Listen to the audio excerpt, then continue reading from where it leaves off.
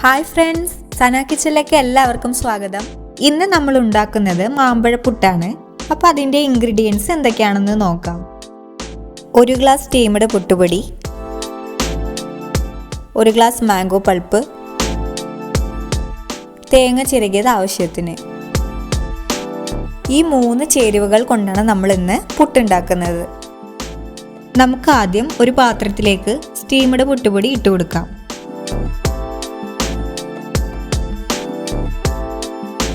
ഇനി ഇതിലേക്ക് ഒരു നുള്ള് ഉപ്പ് കൂടി നമുക്ക് ചേർത്ത് കൊടുക്കാം.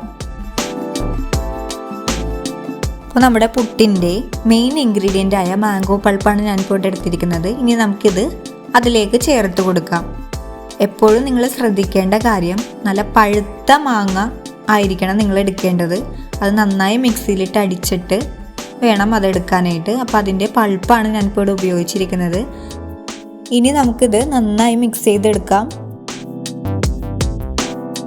സാധാരണ പുട്ടുണ്ടാക്കാൻ നമ്മൾ എങ്ങനെയാണോ നനയ്ക്കുന്നത് അതേപോലെ തന്നെ നിങ്ങൾ നനച്ചെടുക്കുക.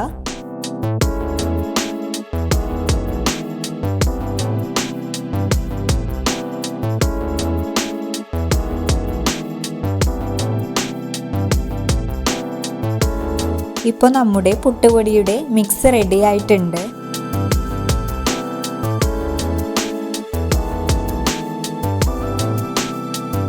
എൻ്റെ കയ്യിൽ ചിരട്ടപ്പുട്ടിൻ്റെ മോൾഡാണുള്ളത്. അപ്പോൾ ഞാൻ ഇന്ന് ഇതിലാണ് പുട്ടുണ്ടാക്കുന്നത്. ഏകദേശം ഒരു 1/4 ഭാഗത്തോളം വെള്ളം ഞാനിപ്പോൾ കുക്കറിൽ ഒഴിച്ചു കൊടുത്തിട്ടുണ്ട്. അതൊന്ന് ചൂടായി വരുമ്പോഴത്തേക്കും നമുക്ക് പുട്ടിനുള്ള മിശ്രിതം മോൾഡിലേക്ക് ഇട്ട് കൊടുക്കാം. ആദ്യം കുറച്ച് തേങ്ങ ചിരകിയതാണ് ഞാൻ ഇതിലേക്ക് ഇട്ട് കൊടുക്കുന്നത്.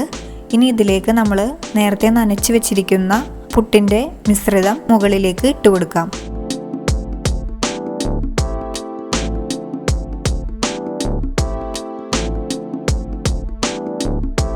ഇപ്പോൾ എല്ലാ ഭാഗവും ഫില്ല് ചെയ്ത് കഴിഞ്ഞിട്ടുണ്ട്. പിന്നെ ഇതിൻ്റെ മുകളിലേക്ക് നമുക്ക് കുറച്ചുകൂടി തേങ്ങ ചിരകിയത് ഇട്ട് കൊടുക്കാം.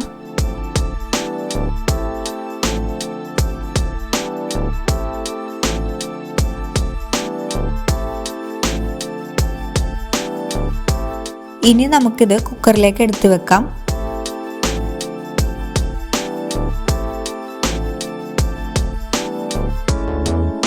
ഇനി ഇത് ആവി വരുന്നവരെ നമുക്ക് വെയിറ്റ് ചെയ്യാം. ഏകദേശം ഒരു 5-6 മിനിറ്റിനുള്ളിൽ ആവി വരുന്നതാണ്. അപ്പോഴത്തേക്കും നമ്മുടെ പുട്ട് നല്ല സോഫ്റ്റായി വെന്തിട്ടുണ്ടാകും.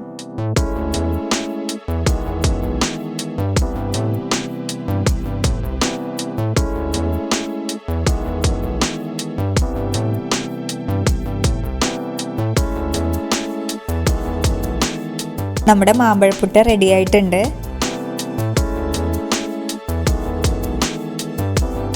നമുക്കിതൊരു പാത്രത്തിലേക്ക് സെർവ് ചെയ്യാം.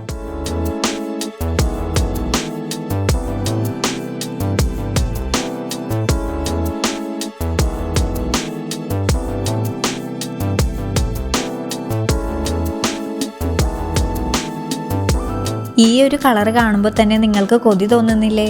എന്തായാലും ഒരു ദിവസം വീട്ടിൽ ഈ പുട്ടൊന്ന് ട്രൈ ചെയ്ത് നോക്കണം എല്ലാവരും. കുട്ടികൾക്കും മുതിർന്നവർക്കും എല്ലാവർക്കും വളരെയധികം ഇഷ്ടപ്പെടുന്ന ഒരു പുട്ടായിരിക്കും ഇത്. അപ്പോൾ സന കിച്ചണിലൂടെ നമുക്ക് അടുത്ത റെസിപ്പിയുമായിട്ട് വീണ്ടും കാണാം. അതുവരേക്കും എല്ലാവർക്കും ബൈ.